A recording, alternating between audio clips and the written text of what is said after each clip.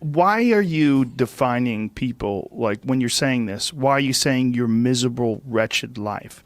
Because there's a lot of people that don't have miserable, wretched lives that also just want to improve. Like, why does it have to be the worst case scenario in order to Because it has to work. It has to work. The theory has to work in the worst case scenario. Okay. That's so why. You're using the worst case scenario as an example. Yeah. But do you think that perhaps may alienate someone who doesn't have the worst case scenario no, and just I wants don't. improvement? No, I don't think so. Because No? it depends on how much time you have to outline the ideas. But Mm-hmm. because even if things are going really well for you now, there's going to be a time in the future where things are rough. You're going to be ill, family member's going to be ill, a dream is going to fall apart. You're going to be uncertain about your employment status. Like the flood is coming, right? The apocalypse is coming. It's always the case in life, and you have to be prepared for it. And the question is how to prepare for it. And the answer to that is to find a way of being that works even under the direst of circumstances. That's the issue. And so you outline. And I am pessimistic about this in my approach in some sense, because when I'm talking to my audiences, and the same thing happened in my book, Maps of Meaning, and in 12 Rules for Life, I'm laying out the worst case scenario. And that's sort of like hell. It's things are going really badly for you, and that there's just chance associated with that sometimes. And you and the people around you are doing stupid things to make it worse. It's like, okay, what have you got under those circumstances? You've got the possibility to slowly raise yourself out of the mire. You've got the possibility to do just what the fighter does when he's defeated, which is to say, well, regardless of the circumstances that might have led to my defeat, like even if there were errors on the part of the referee, this is no time to whine about it. This is a time to take stock of what I did wrong so that I could improve it into the future.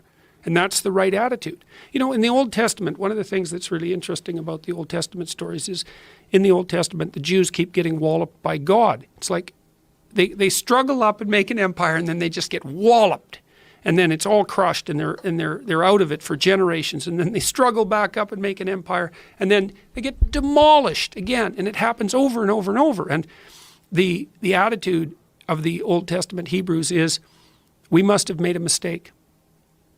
It's never to shake their fist at the sky and curse fate. It's never that. The presupposition is, if things aren't working out, it's my fault. And that's a hell of a presupposition. And you might say, well, of course, it's that underestimates the degree to which there's systemic oppression, et cetera, and the vagaries of fate. It's like it doesn't underestimate it. It's not the point. The point is your best strategic position is, how am I insufficient and how can I rectify that? That's what you've got. And the thing is, you are insufficient and you could rectify it. Both of those are within your grasp. If you aim low enough. And one of the things Why do you see that's another thing you keep saying, aim low enough, have a low enough bar. Why do you mean that? Well, let's say you've got a kid and you want the kid to improve. You don't set them a bar that's so high that it's impossible for them to attain it. You take a look at the kid and you think, okay, this kid's got this range of skill. Here's a challenge we can throw at him or her that exceeds their current level of skill, but gives them a reasonable probability of success. And so, like, I'm saying it tongue-in-cheek to some degree, it's like, but I'm doing it as an aid to humility. It's like, well, I don't know how to start improving my life. Someone might say that. And I would say, well, you're not aiming low enough. There's something you could do that you are regarding as trivial, that you could do, that you would do, that would result in an actual improvement. But it's not a big enough improvement for you, so you won't lower yourself enough to take the opportunity. Incremental steps. Yes. So this is also what is achieved through exercise. It's one of the most important. Yeah. Well, what do you do when you go and lift weights? Yeah. You don't go and, like, if you haven't Right, bench pressed before, you don't put 400 pounds on the damn bar and drop the bar through your skull. But there's a humility in determining what it is that the wretched creature that you are can actually manage. Aim low. And I don't mean don't aim, and I don't mean don't aim up. But you have to accept the fact that you can set yourself a goal that you can attain, and there's not going to be much glory in it to begin with. Because if you're not in very good shape, the goal that you could attain tomorrow isn't very glorious.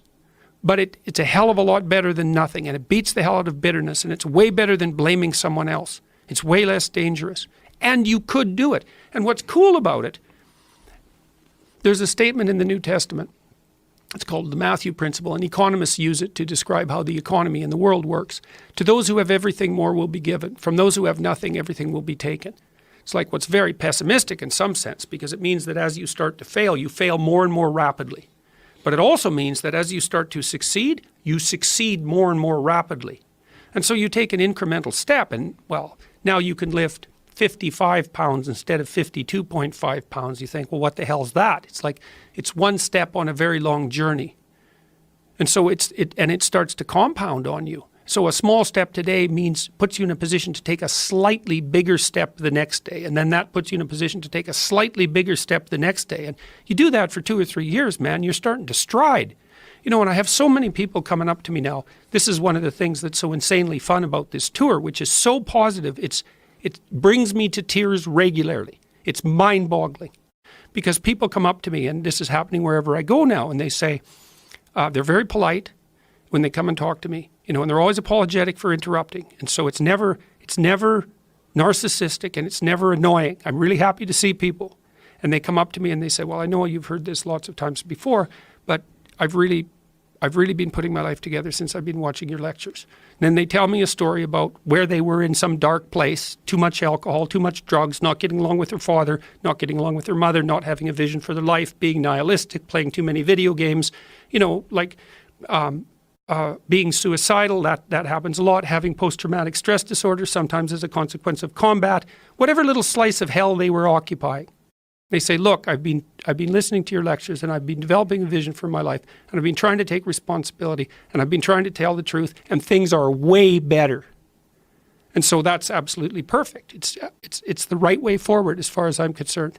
And those are people who, they took stock of themselves. They said, I'm in a dark place, and I'm a dark person, and here's some things that this dark person in this dark place could do, little things that they could actually do. I'll clean up my damn room. I'll make my bed. I don't know how many people have come and told me. It's so strange. They said, well, I started making my bed and that made all the difference. It's like, well, yeah, you decided to aim up, man.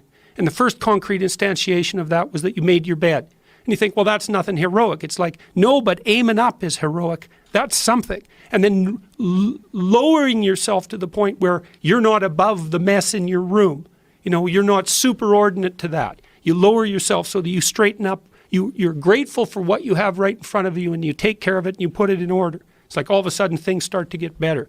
And it's so wonderful to be doing this tour, because I see that's what this tour has been about for me. It's not political. I never talk to people after the talks, for example. I talk to about 150 people a night. We never talk about anything political. It's always this. I wasn't doing very well. I'm putting my life together. I'm getting along better with my father. I'm getting along better with my wife. I'm getting along better with my kids. I've got some meaning in my life. Thanks a lot. It's way better. It's like, yes.